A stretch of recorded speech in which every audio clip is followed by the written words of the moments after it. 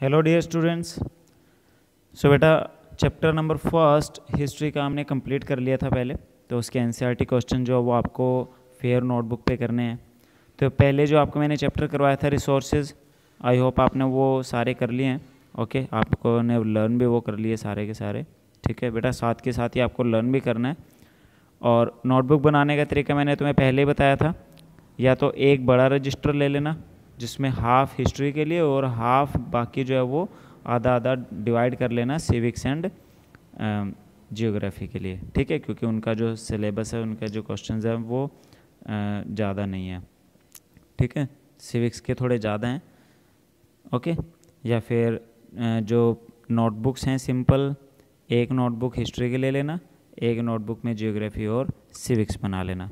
ठीक है, तो फर्स्ट चैप्टर के हम कर रहे हैं हिस्ट्री के how, when and where. So in this chapter बेटा पहले तो बुक साथ में रखो खोल के, और उसमें आप फर्स्ट क्वेश्चन देखो, स्टेट वेदर ट्रू और फॉल्स। ठीक है, अब फर्स्ट ट्रू फॉल्स क्या है? James mill divided Indian history into 3 periods, Hindu, Muslim and Christian. अब आपको पता है उसने हिंदू, मुस्लिम एंड क्रिश्चियन में तो डिवाइड नहीं किया था। उसने उसको क्या नाम दिया था? Hindu, Muslim and British. तो ये क्या हो जाएगा? फॉल्स। ठीक है, उसके बाद सेकंड है official document. Official documents help us understand what the people of country think. भाई जो ऑफिशियल डॉक्यूमेंट्स हैं वो हमें बताते हैं कि लोग क्या सोचते थे। अब आपको मैंने बताया था ऑफिशियल डॉक्यूमेंट्स हमें वो सारी इन्फॉर्मेशन तो देते हैं जो कि डिपार्टमेंटल होती थी पहले, बट लोग क्या सोचते थे वो जानकारी नहीं देते। ठीक है, तो ये क्या हो जाएगा? ये हो जाएगा फॉल्स। ठीक है, फिर आता है third, the British thought surveys were important for effective administration. तो ये भी हमने डिस्कस किया था कि जो सर्वेज थे वो ब्रिटिशर्स की नज़र में बहुत इंपॉर्टेंट थे। उनको लगता था कि पहले एरिया की प्रॉपर नॉलेज होना चाहिए, तभी इफेक्टिव एडमिनिस्ट्रेशन हो सकता है। ठीक है, तो ये क्या हो जाएगा? ट्रू। ठीक है, उसके बाद आप आओ क्वेश्चन नंबर 2 में। क्वेश्चन नंबर 2 क्या है? What is the problem with the periodisation of Indian history that James mill offers. ठीक है, भी जेम्स मिल ने जो पीरियडाइजेशन दिया था उसमें प्रॉब्लम कहाँ है? तो प्रॉब्लम देखो, पहले क्या है कि James mill divided Indian history into 3 period, Hindu, Muslim and British. ठीक है, तो 3 पीरियड में उसने डिवाइड किया था। But it is difficult to refer any period of history as Hindu और मुस्लिम। पर ये कहना बहुत मुश्किल होता है कि किसी पीरियड को हम हिंदू या मुस्लिम कहें। अब हम हिंदू या मुस्लिम किसी पीरियड को कैसे कह सकते हैं? वो कोई पर्सन थोड़े ही हैं। एंड ये सेकंड क्या आएगा? It is not justified to characterize an age through the religion of the ruler of the time.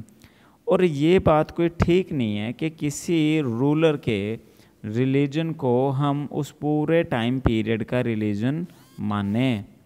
ठीक है, so because there were many religion and faiths existed among people. क्योंकि उस time पे जो population थी, जो जनता थी, उसमें बहुत तरह के रिलीजन जो होते थे वो होते थे, अलग अलग लोग अलग अलग धर्मों को मानते थे। तो इसीलिए हम सिर्फ रूलर के बेस पे किसी के रिलीजन को किसी टाइम को डिसाइड नहीं कर सकते। मान लो हिंदू है रूलर और जनता ज़्यादा मुस्लिम है, ये मुस्लिम रूलर है, जनता ज़्यादा हिंदू है।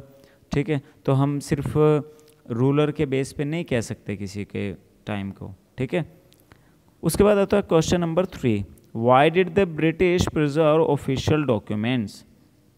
जो ब्रिटिशर्स थे वो ऑफिशियल डॉक्यूमेंट्स को क्यों संभाल के रखते थे? तो फर्स्ट क्या है? The British believed that the act of writing was important. अब एक तो क्या है, ब्रिटिशर्स को लगता था कि जो लिखने वाला जो एक्ट है ये बहुत बढ़िया है।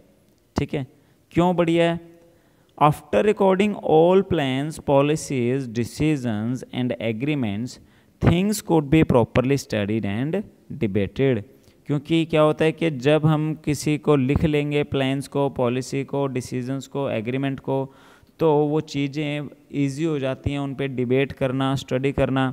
अब मान लो कोई पॉलिसी है, कोई प्लान है, अब रिटर्न में है, 2 दिन बाद देखना पड़ गया, तो हम एज इट इज़ उसको देख सकते हैं, उसको अगेन कुछ उसमें चेंज करना है कर सकते हैं। बट हमने लिखा नहीं था, बस ऐसे ही बोल बोल के छोड़ दिया था, 2 दिन बाद याद ही नहीं रहेगा क्या क्या बातें डिस्कस हुई थी। ठीक है।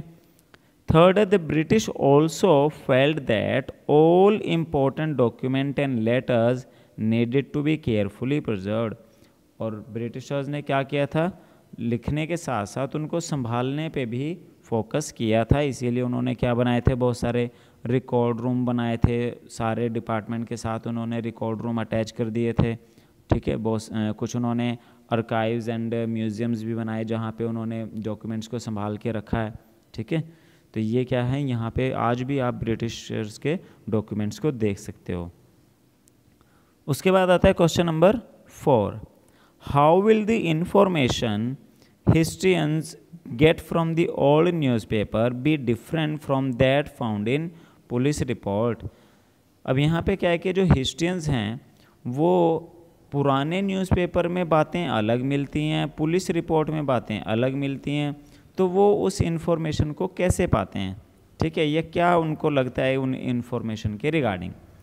तो फर्स्ट क्या है, the information printed in newspaper are usually affected by the views and opinions of the reporters and editor etc।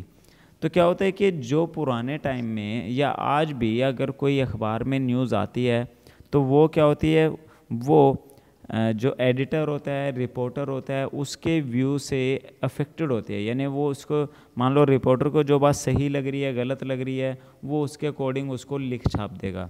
ठीक है। But what historian find in police report are usually true and realistic. But police ऐसे अपनी मर्जी से कुछ भी लिख छाप नहीं सकती। वो तो जो चीज़ होएगी, पहले एक बार तो पर्सन जो इन्फॉर्मेशन देगा वो लिख लेगी, बाद में इन्वेस्टिगेशन करेगी, इन्वेस्टिगेशन में जो मिलेगा उसको राइट करेगी। तो यूजुअली जो पुलिस रिपोर्ट में मिलता है वो ऑथेंटिकेटेड होता है, यानी प्रमाणित होता है। ठीक है। तो इसीलिए पुलिस रिपोर्ट में जो इन्फॉर्मेशन मिलती है वो न्यूज़पेपर से ज़्यादा रिलायबल होती है। उसके बाद क्वेश्चन नंबर 5। अब ये वैसे आपके एनसीईआरटी बुक में तो नहीं है पर इम्पोर्टेंट क्वेश्चन है। What do official record not tell. बे ऑफिशियल रिकॉर्ड क्या नहीं बताते। How do we come to know about them, और हमें उनके बारे में कैसे पता लगता है। तो कैसे, first, official record do not tell us what people thought and felt. Official record से हमें क्या है कि ये तो पता नहीं लगता कि लोग क्या सोचते थे। ठीक है। या लोगों को क्या महसूस होता था, क्योंकि ऑफिशियल रिकॉर्ड्स में तो सारी इन्फॉर्मेशन कौन सी है, डिपार्टमेंटल है, गवर्नमेंट के बारे में है, गवर्नमेंट ऑफिसर्स के बारे में है। ठीक है। जनता के बारे में तो ज़्यादा इन्फॉर्मेशन है ही नहीं ऑफिशियल रिकॉर्ड्स के अंदर। तो हमें उनकी जानकारी कैसे मिलती है, we get information about this from diaries of people. तो हमें उनकी इन्फॉर्मेशन कहाँ से मिलती हैं, अब फ्रॉम डायरीज ऑफ पीपल। जैसे पहले में जो लोग होते थे वो डायरी लिखते थे, डायरी लिखने का शौक़ होता था उनको, तो वो शाम को जो भी होता था वो सारी इन्फॉर्मेशन उसमें लिखते थे। Accounts of pilgrims and travellers, जो श्रद्धालु होते हैं, यानी जो दूर दराज के जो धार्मिक जगह हैं वहाँ पे जाते हैं, या ट्रैवलर्स हैं जो यात्राएं करते हैं, तो उन्होंने जो जर्नल्स लिखे हैं। ठीक है। ऑटोबायोग्राफीज़ ऑफ इम्पोर्टेंट पर्सनैलिटीज़, जो इम्पोर्टेंट पर्सनैलिटीज़ हैं उनकी जो ऑटोबायोग्राफीज़ हैं, उनकी जो जीवनियाँ हैं, ठीक है, उनसे भी हमें काफ़ी कुछ हिस्ट्री के बारे में पता लगता है।